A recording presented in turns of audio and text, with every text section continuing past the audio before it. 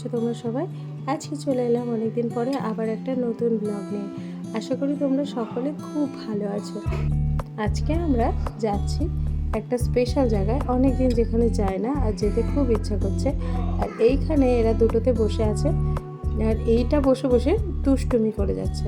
মনে হচ্ছে কত শান্ত করে বসে থাকবে, কিন্তু খুব দুষ্টুমি করেছে। আর তোমাদের দাদা গাড়িটা তুলতেই ভুলে গেছিলো। এতদিন ধরে গাড়িটা রোদ্দুরে পড়ে থাকবে, তো সেই জন্য আবার দাঁড় করিয়ে গাড়ি তুলতে যেতে হলো। তো তারপরে আমরা বেরিয়ে পড়লাম আমাদের এই অতি চেনা পরিচিত জায়গা ছেড়ে আবার সেই জায়গায় নিরুদ্দেশের উদ্দেশ্যে। না, একদমই নয়। আর এই যে জায়গাটা, এটাকেও অনেকটা মিস করব। তো যেতে তো হবেই, সবাইকে তো যেতে হয়ই, আজকে নয় কালকে। এক জায়গায় তো আমাদের চিরস্থায়ী নয়, তো সেই জন্যই বারবারই চলে যেতে হয়।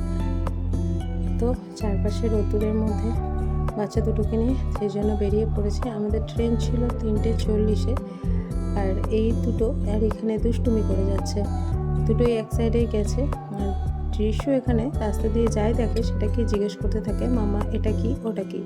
আর যথাসাধ্য উত্তর দেওয়ার চেষ্টা করি। বাচ্চাদের সবকটা প্রশ্নেরই উত্তর দিতে হয়, না দিলে ওরা একটু মনে মনে ভাবতে পারে যে কেন বলছে না বা কী জন্য বলছে না, ওদের জানার আগ্রহটা কমে যাবে। তাই যতটা পারি চেষ্টা করি দুজনকেই উত্তর দেওয়ার।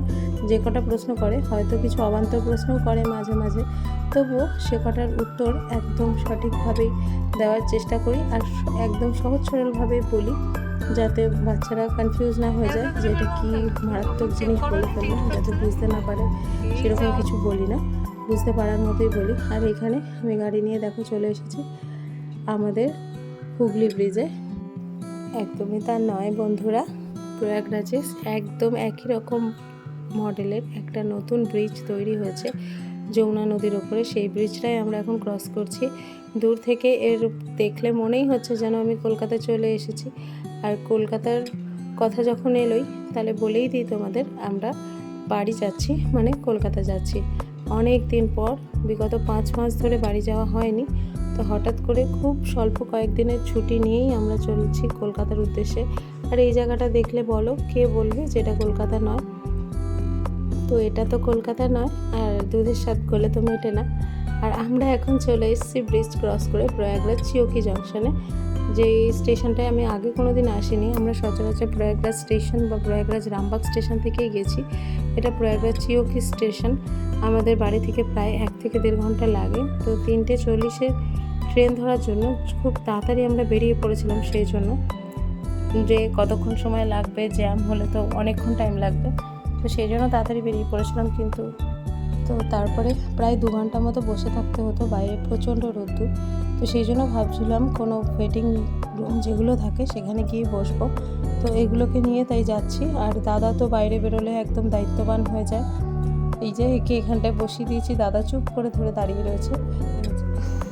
তারপরে সেটা আরও ডিলে করে, ট্রেন 5টার সময় দেখাচ্ছে, এখন 4:16 বাজে। তো তোমাদের দাদা ওপাশে ওকে নিয়ে দাঁড়িয়ে রয়েছে, আর দীপ্ত এখানে দৌড়াদৌড়ি করছে, একবার ওখানে যাচ্ছে একবার আমার কাছে আসছে। চারপাশের রোদ দেখে বোঝাই যাচ্ছে কি পরিমাণ রোদ্দুর। কলকাতায় কতটা গরম জানি না, তো এখানে তো প্রচণ্ড পরিমাণে গরম, চারপাশে লু বইছে। সেই সাথে আজকে সববারই প্রচণ্ড কষ্ট হয়ে গেছে। আর আমি এখানে ব্যাগপত্র নিয়ে চুপটি করে বসে আছি। তো এই করতে করতে আরও 1 থেকে 2 ঘন্টা পার হয়ে গেছে। আর এর মাঝখানে আমি ওদের জন্য কিছু শুকনো খাবার নিয়ে নিয়েছি, কেননা আসল কথাটা তো তোমাদের বলাই হয়নি। আমাদের ট্রেন ছিল প্রয়াগরাজ জাংশন থেকে, ট্রেনের টিকিট একদমই কনফার্ম হয়নি। তো তারপরে কি করব, একদম কিছু করার ছিল না, হাতে সময়ও নেই, যেহেতু ছুটিটা একদমই কম পাওয়া গেছে, মাত্র 6 দিনে। সেই জন্য আরেক দিন পরে গেলে আরও একটা দিন নষ্ট হতো। তাই তোমাদের দাদা বলল চলো অন্য ট্রেনেই চলে যায়। তো সেই জন্য এখানে আসা। আর এই ট্রেনে কতটা কীভাবে প্যান্ট্রি আছে কি নেই, কি হবে না হবে তো বুঝতে পারছিলাম না। সেই জন্য ওদের জন্য একটু শুকনো খাবার ক্যারি করে নিয়েছিলাম। আর এই যে ইনি এখানে দুষ্টুমি করে যাচ্ছিল। একবার অ্যানাউন্সমেন্ট হয়েছে, তো তাও ভাবলাম ওপরেই দাঁড়া, এখানটা একটু হাওয়া চলছিল।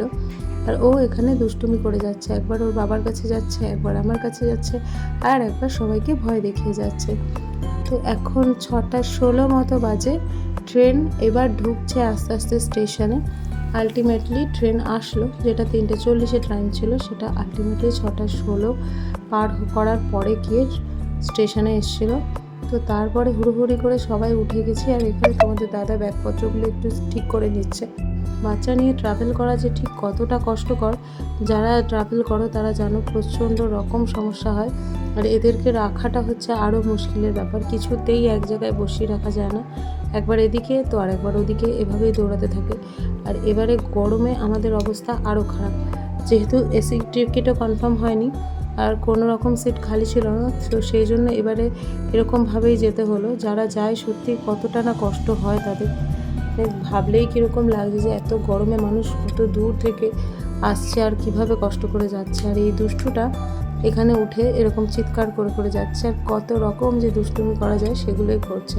তাও ভালো, একলা খেলছে, তো খানিকক্ষণ বাদেই ও আবার দুষ্টুমি শুরু হয়ে যাবে, তো সেই জন্য এটাকে ওপরে উঠিয়ে রেখেছি। আর ভাবছি ওদেরকে একটু খাইয়ে নিই। রাত প্রায় 9টা মতো বেজেই গেছে, এরপরে না খাওয়ালে সবাই ঘুমিয়ে পড়বে আর লাইটটাও অফ করে দেবে, তখন আরও মুশকিল হয়ে যাবে। তো খাওয়া দাওয়া শেষ, ওরা ঘুমিয়ে পড়েছে, আর আমি এখানে ভিডিও করে যাচ্ছি বসে বসে। তখন একলা একলা কিছু করারও ছিল না, আর দুষ্টুগুলোও ঘুমিয়ে পড়েছে, তো সেই জন্য ভিডিও করা শুরু করে দিয়েছিলাম। পরের দিন সকাল, চারপাশে 7টা না বাজতেই মারাত্মক রৌদ্র উঠে গেছে। কলকাতা মানেই বুঝতে পারছি এখন গরম কীরকম পড়বে, সকাল 7টার সময় যদি এরকম রৌদ্র থাকে। আর এরা দুজন বসে এখানে ইষ্টবিতি করে নিচ্ছিল, আর দীপ্ত এখানে দুষ্টুমি করছিল। ও যেই দেখেছে আমি ভিডিও করছি, ব্যাস শুরু হয়ে গেছে দুষ্টুমি। কিছুটা হলেও আন্দাজ করতে পারছি যে কলকাতায় ঠিক কতটা গরম পড়তে পারে। এটা কিছু গঙ্গা বা কিছু একটা নদীর ওপর দিয়ে আমরা যাচ্ছিলাম, যেটা একেবারেই জল ছিল না। তো তারপরে 12:30টার সময় আলটিমেটলি আমরা হাওড়া প্ল্যাটফর্মে পৌঁছালাম। চলো দেখা হচ্ছে নেক্সট ব্লগে। বাড়ির ব্লগগুলো নিয়ে অবশ্যই তাড়াতাড়ি চলে আসবো, আর বাড়ির সকলের সাথে আবার তোমাদেরকে দেখা করিয়ে দেবো। তো দেখা হচ্ছে নেক্সট ব্লগে। সকলে খুব ভালো থেকো, আর এই প্রচণ্ড গরমে বাচ্চাদের দিকে একটু স্পেশাল কেয়ার দিও।